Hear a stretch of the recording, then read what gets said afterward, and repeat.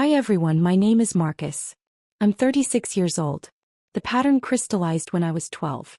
My brother Jordan made varsity soccer as a freshman. Impossible achievement. Dad took off work for every game. 40-minute drive each way. Never missed once. I made regional orchestra that same year. First chair violin. State competition in the spring. Mom said, "That's wonderful, honey. Can you get a ride with someone? We have Jordan's tournament that weekend." Mrs. Patterson, my orchestra teacher, drove me. 3 hours each way. We stopped at Cracker Barrel on the way home. She bought me pancakes and said, "Your parents don't know what they're missing." I was 12. I believed her. High school continued the pattern. Jordan's soccer banquet. Both parents' dress clothes, speeches about his future. My orchestra concert at Carnegie Hall. A genuine Carnegie Hall Youth Program performance. They sent a card. "Wish we could be there. Jordan has playoffs. So proud of you." The card arrived 2 days after the performance. College applications senior year. Jordan applied to 3 schools. All soccer scholarships. Dad hired a consultant for $8,000 to optimize his applications. I applied to Juilliard and 7 backup schools. Got into Juilliard with partial scholarship. Got into Yale as a safety. Dad read the acceptance letters at breakfast. "Juilliard," he said slowly. "That's in New York." "It is. Expensive city. I have scholarship money. Not full though, right?" "Partial." He folded the letter. "Set it down. Well, Jordan's scholarship offers are coming in. We need to make sure we can cover both of you." Jordan's offers arrived. Full rides. 3 of them. Dad chose University of Michigan. Celebrated with dinner at Morton's Steakhouse. 40 people. Open bar. Beaches. My Juilliard acceptance got a graduation card with $200 inside and a note. "For books or supplies. We believe in you." Jordan's graduation party cost $15,000. Mine was cake from Costco and 20 people in the backyard. I went to Yale instead. Full scholarship. Studied economics because it felt practical. Safe. Played violin in the university orchestra but never mentioned it at home. When Dad asked how school was going, I talked about my business classes. His eyes stayed focused when I did. The internship came junior year. Goldman Sachs. Summer analyst program.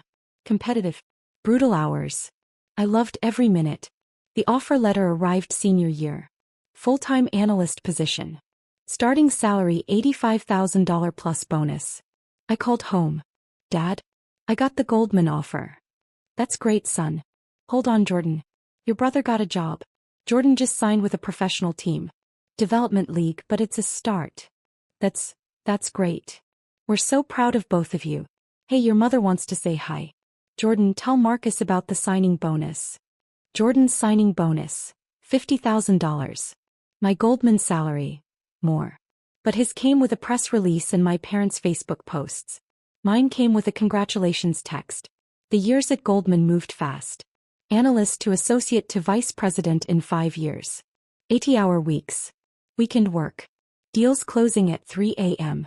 My apartment was a place to shower and change clothes. The salary climbed. $150,000. $220,000. $340,000 with bonus. I paid off student loans. Then Yale's loans for the scholarship students who'd come after me. $100,000 donated anonymously because someone had helped me and I could pay it forward. Jordan's professional career stalled. 3 teams in 4 years. Injuries. Benchwarming. Finally cut. He moved home at 27. Dad got him a job at his insurance company. Entry level. $45,000 a year. Dad called me. "Marcus, Jordan's going through a tough transition. Could you talk to him? He could use some career advice." "Of course. Have him call me." Jordan never called. The first Christmas exclusion happened when I was 29. Thanksgiving, Mom called. "Marcus, honey, about Christmas. We're keeping it really small this year. Just immediate family. Jordan's going through so much with the career change. We want to give him space to process." "I'm immediate family. You know what I mean. Jordan needs us right now. You're so independent. You understand." "How many people are coming?" Pause. "Well, Jordan obviously. Your Aunt Linda and Uncle Rob. The cousins. Jordan really needs his cousins right now. Grandma and grandpa. Maybe 12 total. But no room for me. It's not about room, Marcus. It's about what Jordan needs. I spent Christmas in my apartment. Ordered Chinese food. Watched their Facebook post. Perfect intimate family Christmas. Caption under photo of 16 people around the table. Jordan center frame. Send a hat. Smile wide. Everyone looking at him. I wasn't in the background. I wasn't cropped out. I simply didn't exist in their frame. Year 2 same script. Marcus, we're doing Christmas at Jordan's new apartment. It's small. Really tight space. We can see you another time. I checked Jordan's social media later. His apartment was 1,800 square feet. The Christmas photo showed 19 people. Catered food. Matching pajamas. Jordan's girlfriend's family included now. Caption: when your family becomes their family. Blessed. Year 3 hurt differently. No call. No explanation. Just the Facebook post on December 26th. Another magical Christmas with our complete family. 22 people this time. Jordan's girlfriend, now fiancé, and her entire family. Both sets of grandparents. Aunts, uncles, cousins. Everyone. The photos were professional. Someone hired a photographer. Matching outfits. The kind of Christmas that costs $5,000 to stage. I'd sent gifts. Expensive ones. Shipped to arrive December 20th. Never acknowledged. Dr. Okonkwo's voice from therapy echoed. Your parents show you who they are. Believe them. Then decide who you'll be in response. The managing director promotion came that January. Youngest MD in my division at Goldman. $850,000 base salary. 7-figure bonus potential. The press release went to financial publications. My name in Bloomberg. Wall Street Journal. Forbes under 40 list. Dad texted, saw your name in the journal. Nice work. Jordan got engaged that month. Dad's Facebook post, our son found his sooliest. We couldn't be prouder. Welcome to the family, Ashley. The Hayes family grows stronger. 7 paragraphs. 40 photos. 300 comments. My promotion got a text. I left Goldman 6 months later. Recruited to Blackstone. Principal position. Private equity. The offer was obscene. $1.2 million base. Carry points that could mean 8 figures if deals performed. Corner office. Staff. Real power. I accepted. Didn't tell my parents for 3 months. They found out from LinkedIn. Mom called. Marcus, why didn't you tell us about the new job? Didn't think you'd be interested. Of course we're interested. You're our son. When did this happen? 3 months ago. Pause. 3 months. I've been busy. Like Jordan was too busy to call me back about career advice. Remember that. That's not fair. It's accurate, I said evenly. How's wedding planning going? Subject changed. She talked for 20 minutes about venue drama and bridesmaid dress colors. Never asked about my new role. Never asked about my life. When I said I had to go, she sounded relieved. The Maserati came next. I didn't need it. The subway worked fine. But Dr. Okonkwo's words stuck. You're allowed to have nice things. You're allowed to want nice things. Wanting them doesn't make you shallow. It makes you human. Quattraport SQ4. Nero black. Red leather interior. $170,000 before the options. Sport package.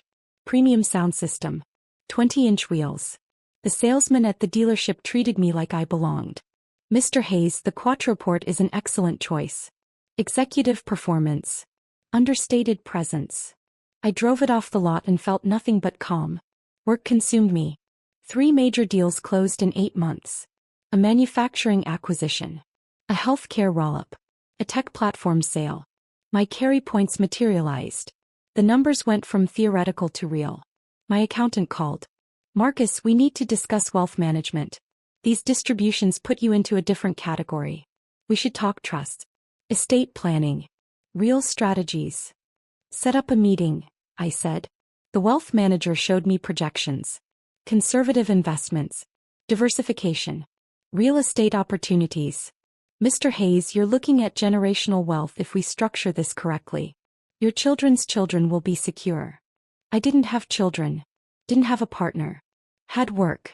Had therapy. Had Mrs. Patterson, my old orchestra teacher who I still visited quarterly and whose retirement I was funding anonymously through her pension system. Had chosen family. Not blood. The foundation invitation arrived in May. The Hayes Family Foundation presents. An evening for youth sports development. Honorary chairs. Robert and Linda Hayes. My parents' foundation. Dad had started it when Jordan went pro. Tax write-off dressed as charity. Annual fundraiser. Usually raised $200,000. Gave out $50,000 in scholarships. Rest covered administrative costs. I'd never been invited before. This invitation came heavy stock. Formal calligraphy. Black tie required. $500 per plate. Special recognition honoree. Jordan Hayes, professional athlete and youth sports advocate. The letter inside explained. This year we're expanding our mission to include educational scholarships alongside athletic ones. We'd be honored if you'd attend. Educational scholarships.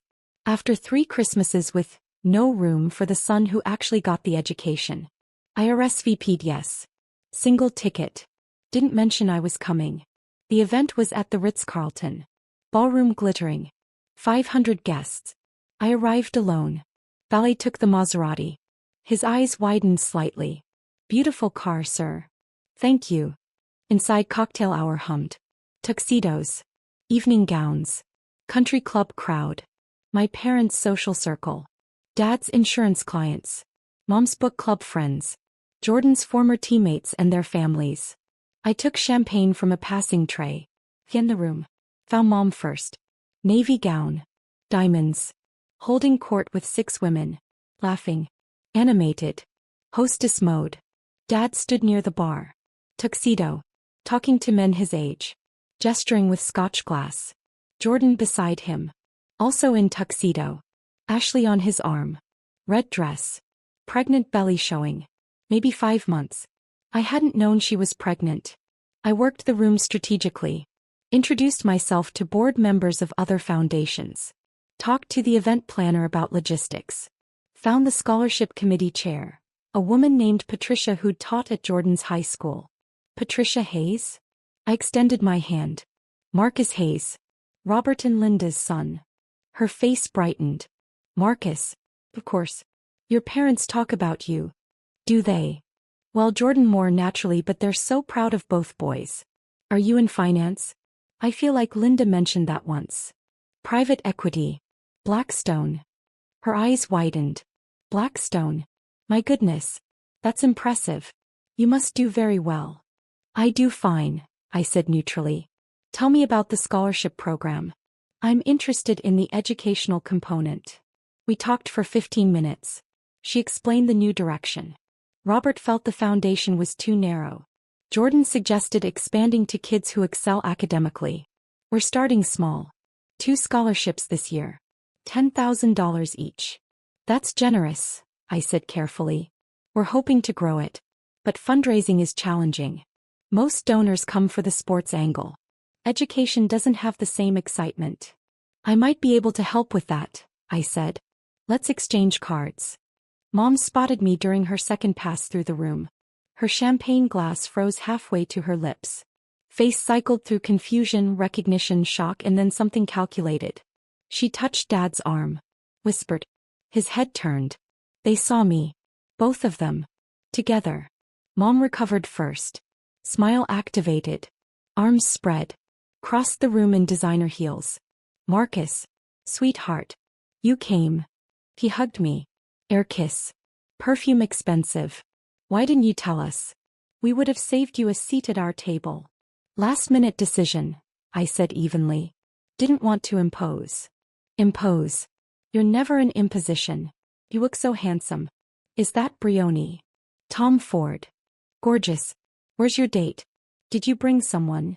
Flying solo tonight. Dad arrived. Handshake. Firm. Eyes assessing. Marcus. Good to see you, son. Glad you could make it. Wouldn't miss it, I said. Congratulations on the expanded mission. Educational scholarships are important. Yes, well. Dad shifted. Jordan's idea, actually. He wanted to give back to kids like. He paused. Realized what he was about to say. Kids who work hard. Kids like me, I finished quietly. It's fine, Dad. You can say it. Awkward silence. Jordan approached. Ashley beside him. He looked good. Older. Softer around the middle. Happy. Marcus. Holy shit. You're here. We hugged. Real one. Jordan had never been cruel. Just oblivious. Golden child doesn't notice the shadows. Congratulations, I said. Nodded to Ashley's belly. I didn't know. Yeah, we're announcing tonight. During Dad's speech. Jordan grinned. First grandkid. They're losing their minds. I bet. I looked at Ashley. Congratulations to you both. Thank you, Ashley said warmly. Jordan talks about you. He says you're doing amazing things in finance. He's at Blackstone, Mom said quickly. Pride in her voice now. Very prestigious. Blackstone. Jordan's eyes widened. Dude, that's huge. Are you like rich now? Jordan. Mom hissed. What? I'm just asking. He laughed. Marcus, seriously, that's incredible. We should grab dinner. Catch up properly. We should, I agreed. Meant it. Jordan was never the problem. An older woman approached our circle. Fisha. Robert, the photographer, wants family photos before dinner. Of course. Dad straightened his bow tie. Marcus, join us. Family photo for the foundation materials. I smiled. Small. Even. No thank you. Mom blinked. Sorry. I'll pass on the family photo. Don't be silly. You're here. Come on. She reached for my arm. I stepped back. Gently. Firmly. I said no thank you. Dad's face tightened. Marcus. It's one photo. I know. And I'm declining. You all go ahead. Why are you being difficult? Mom's voice dropped. Careful. Others were nearby. I'm not being difficult. I'm setting a boundary. 3 Christmases with no room for me. But now you want me in the family photo. No. Marcus, Dad started. Enjoy the photo, I said. Walked away. Found the bar. Ordered another champagne. Jordan appeared 2 minutes later. Alone. Hey. That was intense. Sorry if I made things awkward. No, I get it. He rubbed his neck. I didn't know they weren't inviting you to Christmas. Really? I swear. They just said you were busy. Working. I believed them. He looked genuinely confused. You really weren't invited? Facebook photos don't lie, Jordan. Count the people. Check the captions. Complete family.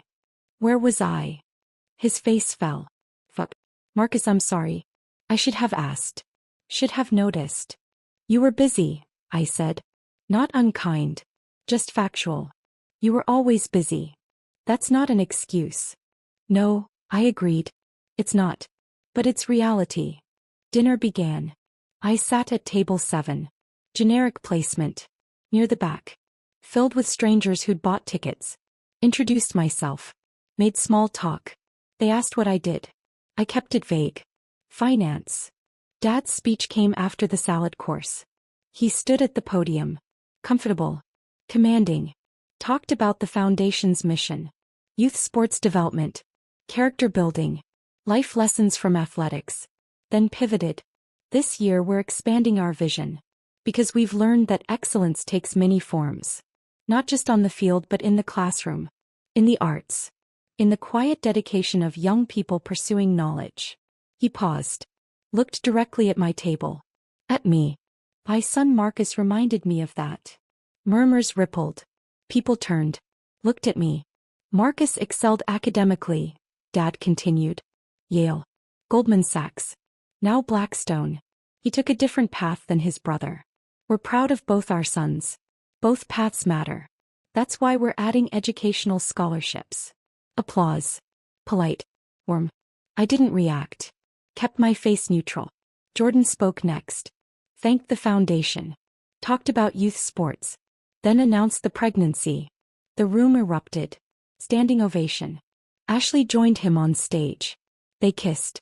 Mom cried. Dad beamed. I clapped. Genuinely happy for Jordan. For Ashley. For the baby who'd grow up golden. After dinner the silent auction closed. Live auction began. Trips. Sports memorabilia. Dinner packages. Jordan's signed jersey went for $8,000. Ashley's father bought it. Then Patricia took the microphone. Before we close, we have a special announcement. The foundation received an unexpected gift tonight. An anonymous donor has pledged $500,000 to endow the Educational Scholarship Fund permanently. Gasps. Genuine shock. This donation will fund 10 full scholarships annually in perpetuity. 10 students pursuing academic excellence will receive $25,000 each, every year forever. It's the single largest gift in our foundation's history. Applause thundered. Patricia's eyes found mine across the room. He knew. I'd pulled her aside before dinner. Made the pledge. Required anonymity. She'd argued. I'd insisted. Now she watched me. Small nod. I nodded back. Dad's face showed confusion. Pride at the donation. But confusion about the donor. Mom scanned the room. Calculating. Wondering. The event wound down. Guests mingled. Open bar. Music. I made my way toward the exit. Mom intercepted. Marcus, wait. Don't leave yet. Early morning tomorrow. That donation, she said. The $500,000. Do you know who gave it? Why would I know? You work in finance. You talk to wealthy people. Did someone you know? No idea, I lied smoothly. But it's generous. Those scholarships will change lives. Dad joined us. Patricia too. Marcus, Dad said. We need to thank you. For what? For attending. For supporting the foundation. Your presence means a lot. Does it? Of course it does. You're our son. I'm your son at fundraisers, I said quietly. Not at Christmas. Not at Thanksgiving. Not when it's inconvenient. But when you need the Hayes family to look complete. I'm available for photos now. That's not fair, Mom said.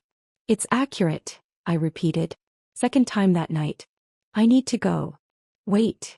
Dad's hand on my arm. Firm. We should talk. Really talk. Maybe dinner this week? The four of us? You, me, your mother, Jordan. Why? Because we're family. Are we? I looked at his hand until he removed it. 3 years, Dad. 3 Christmases. You chose Jordan's comfort over my presence. That's your right. But don't expect me to pretend it didn't happen because tonight you need me to make your foundation look equitable. Patricia's eyes widened. She stepped back. Giving space. Marcus, Dad's voice hardened. We can discuss this privately. We won't discuss it at all, I said. I came tonight for the scholarships. For the kids who need them. Not for reconciliation. I walked toward the door. Valet ticket ready. Mom's voice followed. Marcus Hayes, you stop right now. I stopped. Turned. She'd used my full name. Hadn't heard that since high school. You don't get to make a scene at our event, she said. Voice shaking. I agree. We've done nothing but support you. We paid for your childhood. Your food. Your clothes. Your violin lessons that cost a fortune and went nowhere. Went nowhere, I repeated softly. You know what I mean. We supported your choices even when they weren't practical. We never complained when you chose Yale over a scholarship school. We've been nothing but proud. You weren't at Carnegie Hall, I interrupted. Come, even. I was 17. First chair. Youth program performance. You sent a card that arrived late. You know who was there? Mrs. Patterson. She drove 6 hours round trip. We had Jordan's playoffs. You always had Jordan's something. I stepped closer. Not aggressive. Just close enough to be clear. Mom, I don't blame you for loving Jordan more. He's easy to love. Visible.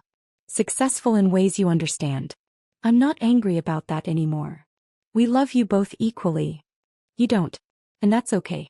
What's not okay is pretending now because I showed up in a $170,000 car to your fundraiser. What's not okay is using my success to legitimize your foundation when you excluded me from your family. That car, Dad's voice. That's what this is about.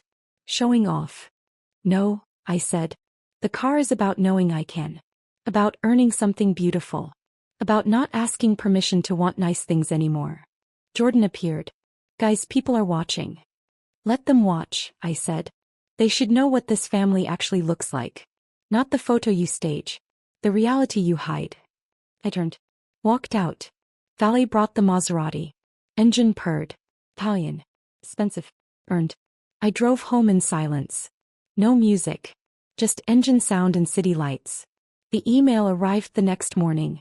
Subject: Family Wealth Planning Discussion Urgent. From Dad. I read it once. Deleted it. Jordan texted. Marcus. I'm sorry. I really didn't know. Can we talk? Just us. I responded. Of course. Let's grab lunch this week. Jordan deserved that.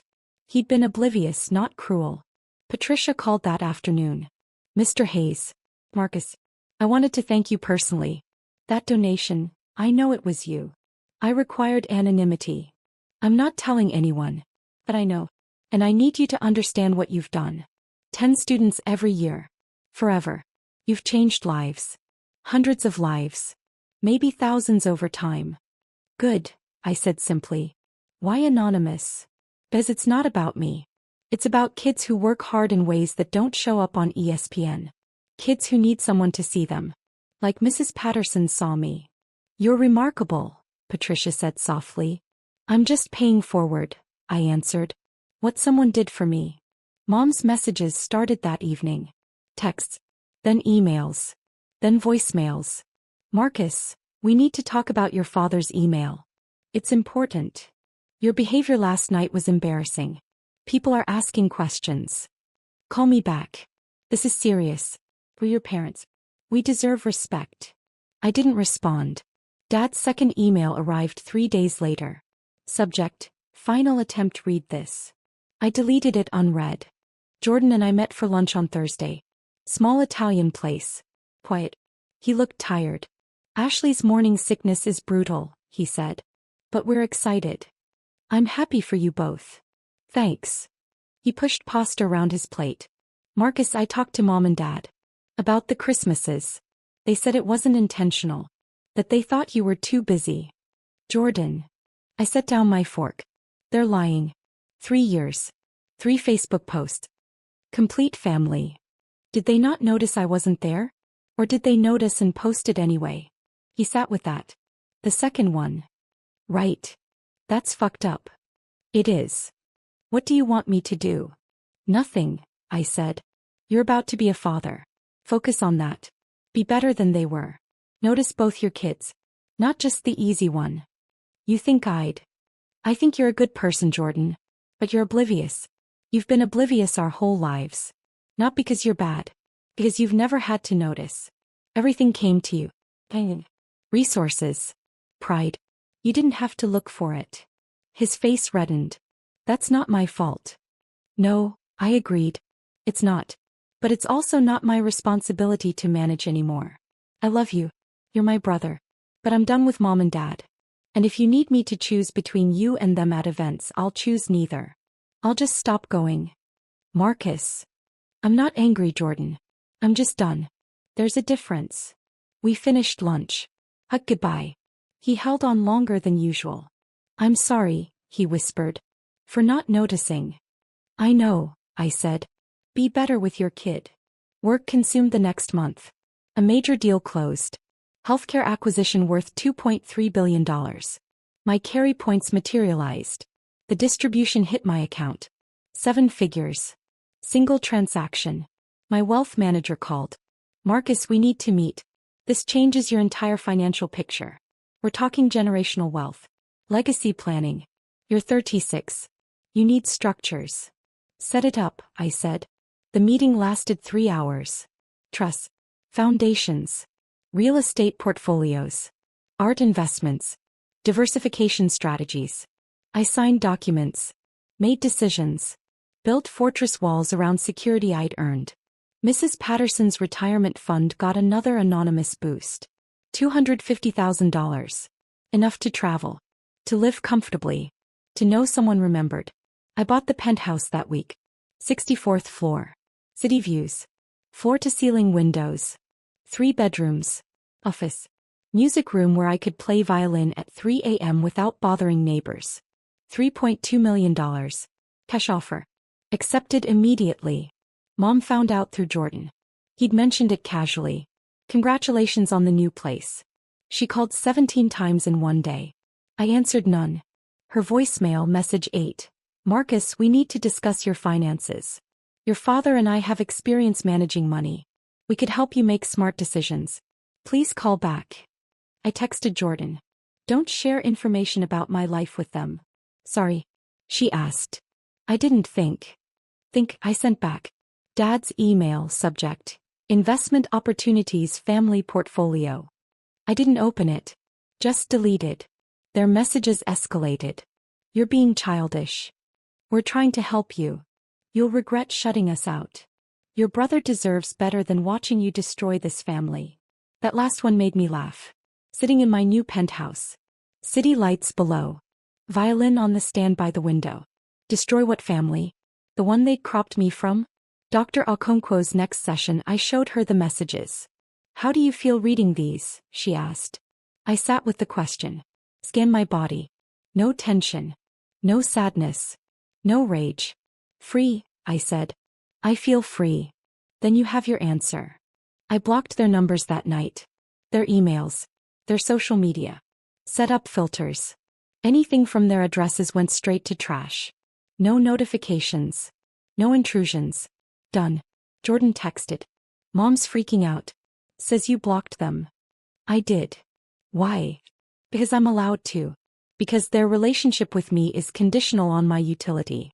Because I'm done performing for scraps. That's harsh. It's protective, I corrected. I don't wish them harm, Jordan. I wish them nothing. That's not the same thing. They're our parents. They're your parents, I said gently. They were my landlords until I turned 18. We're not obligated to the same relationship. He didn't respond for 2 days. Then, I get it. I don't like it. But I get it. The foundation gala happened again the next year. I didn't attend. Send a check instead. $100,000. Anonymous. For the educational scholarships. Patricia called. You didn't come. No. We missed you. No, you didn't. You missed the optics of me. She laughed. Sad but honest. Maybe.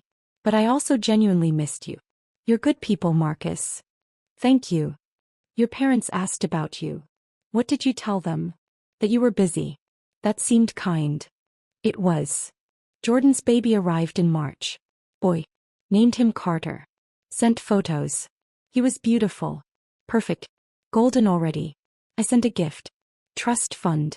$50,000 starting balance. Set to grow. Note attached. For Carter. For college or music lessons or whatever he loves. No strings. Just support.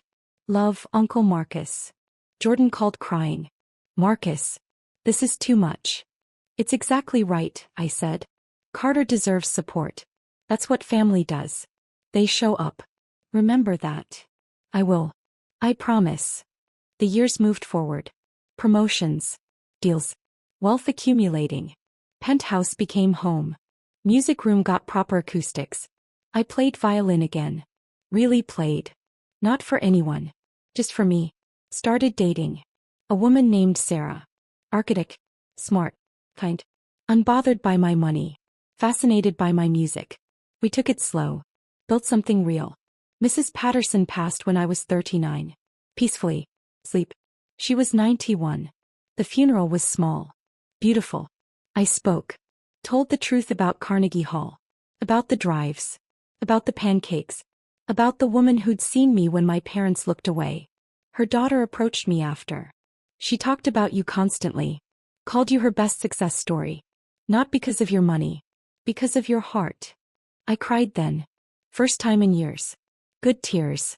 Grateful ones. Jordan brought Carter to visit the penthouse when he turned 2. Ashley came too. We played on the floor. Built blocks. Carter laughed. Real laughter. Jordan watched me with something like understanding. You're good with kids, he said. I remember being one, I answered. Remember needing someone to pay attention. Carter will have that.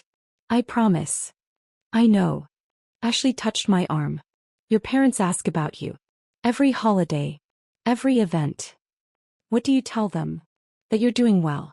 That you're happy. That you've built a good life. Thank you. They say they want to apologize. Jordan's father, Robert, he says he was wrong. About the Christmases. About the priorities. I looked at Jordan. He nodded. He does say that. Whether he means it. He shrugged. It doesn't matter, I said gently. I forgive them. But forgiveness isn't reconciliation. It isn't access. It's just me letting go of anger I don't want to carry. They want to see you. I know. The answer is still no. We changed subjects. Talked about Carter's development. Jordan's new job.